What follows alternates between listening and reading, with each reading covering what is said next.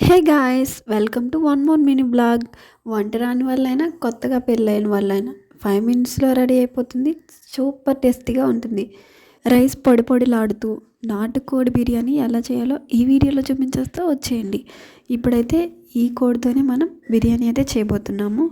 ఇంకా దీన్నైతే మా mother shop దగ్గరికి తీసుకువెళ్ళారు చికెన్ చేపించుకురావడానికి. ఈలోపు బిర్యానీకి కావాల్సిన సామాన్లు రెడీ చేసి పెట్టుకుందాం, వచ్చేయండి. ముందుగా అయితే అల్లం వెల్లుల్లి పేస్ట్ వేసి పెట్టుకున్నాను. తర్వాత నెయ్యి, బిర్యానీ మసాలా, ఆనియన్స్, టమాటోస్, ఇంకా బియ్యం ముందుగా కడిగి నానబెట్టి పెట్టుకోవాలి. ఇంకా తర్వాత అల్లం వెల్లుల్లి పేస్ట్, 10-15 జీడిపప్పులు ఉంటే సరిపోతుంది. ఇంకా ప్రాసెస్లోకి వెళ్ళిపోదాం, వచ్చేయండి.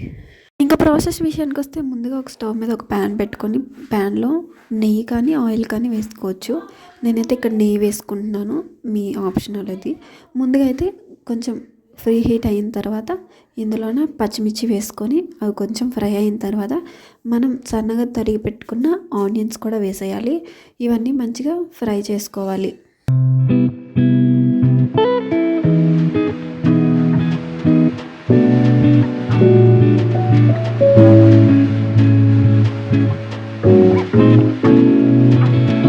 ఇక్కడ చూడండి, ఆనియన్స్ అన్నీ కూడా మంచిగా మగ్గిపోయి ఇప్పుడైతే ఇందులోకి టమాటోస్ కూడా వేసుకొని వాటిని కూడా మంచిగా కలుపుకుంటూ మిక్స్ చేసుకుంటూ మగ్గించుకోవాలి. ఎందుకంటే ఇవన్నీ పచ్చివాసన పోతేనే మనకి బిర్యానీ అనేది బాగా వస్తుంది. పచ్చివాసన పోయి మంచిగా ఉడికితే బాగుంటుంది అన్నమాట. ఇక్కడ చూడండి, ఇవన్నీ కూడా మంచిగా కలుపుకుంటూ ఉడికించేసుకున్నాను. ఇప్పుడు తర్వాత అల్లం వెల్లుల్లి పేస్ట్ కూడా ఒక స్పూన్ వేసుకొని దీన్ని కూడా పచ్చివాసన పోయేంత వరకు నూనెలో వేయించుకోవాలి.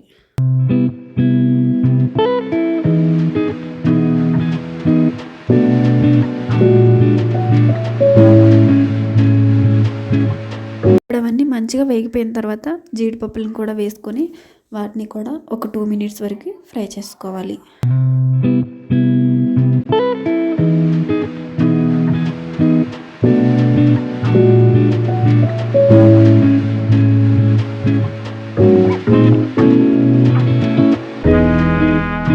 చూడండి, మనం ముందుగా వేసి పెట్టినవన్నీ మంచిగా మగ్గిపోయి ఇప్పుడు మసాలాలు ఎందాక చూపించాను కదా, ఇవన్నీ ఈ ప్యాకెట్ మసాలా అయితే పర్ఫెక్ట్గా సరిపోతుంది. మనం విడిగా తీసుకున్నవైతే ఎక్కువ అవుతుంది, తక్కువ అవుతుంది. కానీ ఈ తోరణం అనేది వస్తుంది కదా, ఈ మసాలా వేసుకుంటే మనకి పర్ఫెక్ట్గా సరిపోతుంది అన్నమాట. క్వాంటిటీకి మనం తీసుకునే రైస్కి మసాలా ఎక్కువ అవ్వదు, తక్కువ అవ్వదు, పర్ఫెక్ట్గా సరిపోతుంది. నేనైతే ఇక్కడ 3 గ్లాస్ రైస్ తీసుకున్నాను. అప్పుడు వాటర్ 6 గ్లాసెస్ పోసుకోవాలి. ఆ విధంగా ఇక్కడ నేనైతే 6 గ్లాసెస్ వాటర్ పోసుకున్నాను 3 గ్లాస్ రైస్కి.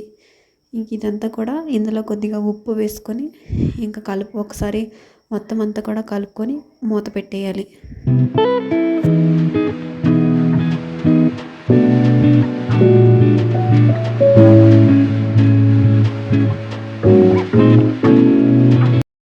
ఇక్కడ చూడండి, వాటర్ అంతా కూడా మంచిగా మరిగాయి తేలుతున్నాయి.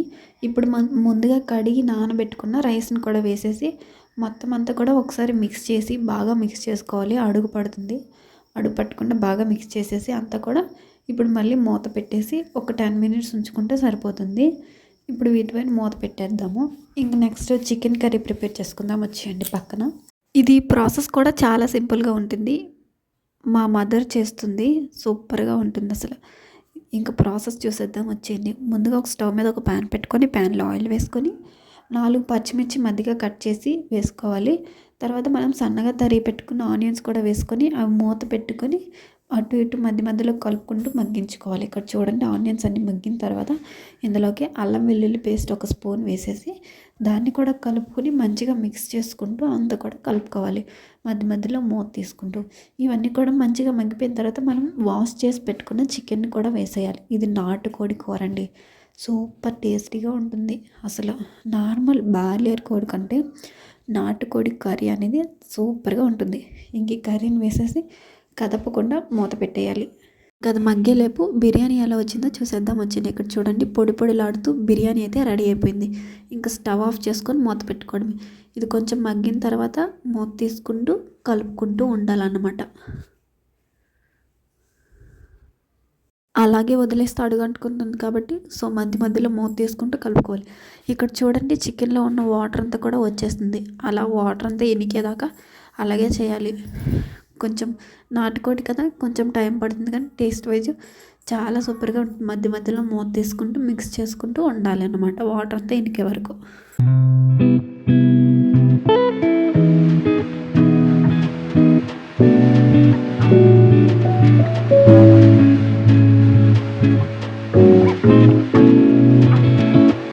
ఇక్కడ చూడండి వాటర్ అంతా కూడా మంచిగా ఇనిగిపోయింది. ఇప్పుడు ఇందులోకి టేస్ట్కి సరిపడా ఉప్పు, కారం, పసుపు మొత్తం కూడా వేసుకొని వాటర్ పోయకుండా మంచిగా మిక్స్ చేసుకోవాలి. మొత్తం అంతా కూడా ఉప్పు కారం వేసేసి ఫస్ట్ మూత పెట్టేయాలి.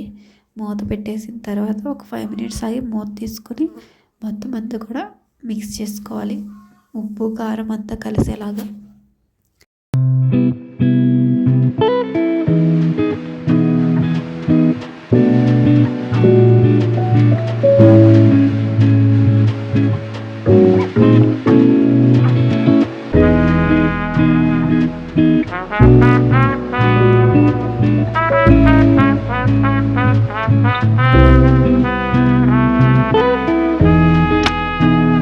మొత్తం అంతా కూడా మంచిగా మిక్స్ చేసుకున్న తర్వాత మూత పెట్టి 2 minutesకి ఒకసారి మూత తీసుకుంటూ మళ్ళీ కలుపుకుంటూ ఉండాలన్నమాట. అడుగంటుకోకుండా ఉంటుంది. వాటర్ లాస్ట్లో పోసుకోవాలి, అప్పుడే పోయకూడదు. ఇంకా ఉప్పు కారం అంతా కలిసిన తర్వాత అప్పుడు వాటర్ పోయాలి. అంతవరకు కూడా ఇలా మధ్య మధ్యలో మూత తీసుకుంటూ కలుపుతూ ఉండాలి.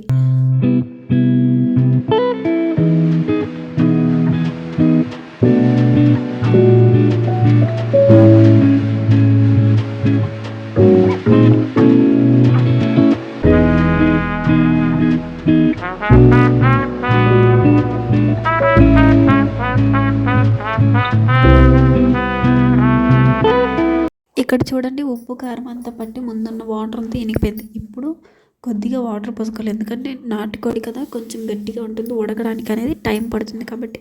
సో ఇందులో వాటర్ వేసుకొని మూత పెట్టేయాలి. మూత పెట్టేసి ఒక 10 minutes ఉంచుకోవాలి.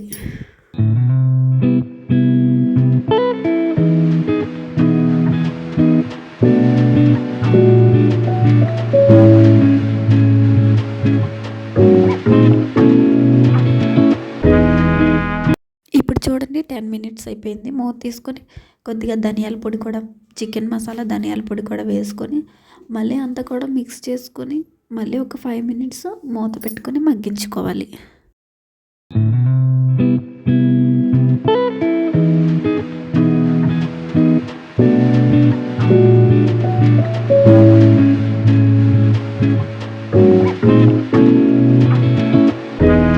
చూడండి మంచిగా ఉడికిపోయింది. ఇప్పుడు టేస్టీ నాటుకోడి చికెన్ కర్రీ రెడీ అయిపోయింది.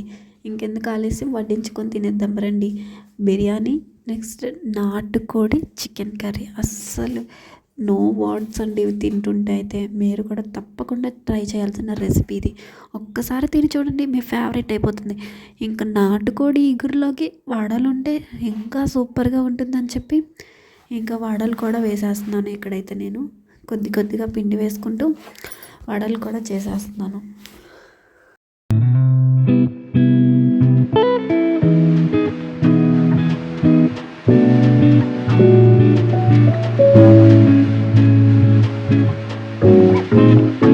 ఫైనల్లీ వడలు చేయడం కూడా అయిపోయింది. ఇంకా వేడి వడల్లో నాటుకోడి ఇగురు వేసుకొని ముక్కలు వేసుకొని తింటుంటే అబ్బా చాలా సూపర్గా ఉంది అసలు. మీకు కూడా చూస్తుంటే నోరు ఊరిపోతుంది కదా. మరి ఇంకెందుకు ఆలస్యం, ఈ వీడియో చూసి వెంటనే మీ ఇంట్లో రెసిపీ ట్రై చేసి మీకు రెసిపీ ఎలా వచ్చిందో కామెంట్ చేయడం మాత్రం మర్చిపోకండి. బాయ్.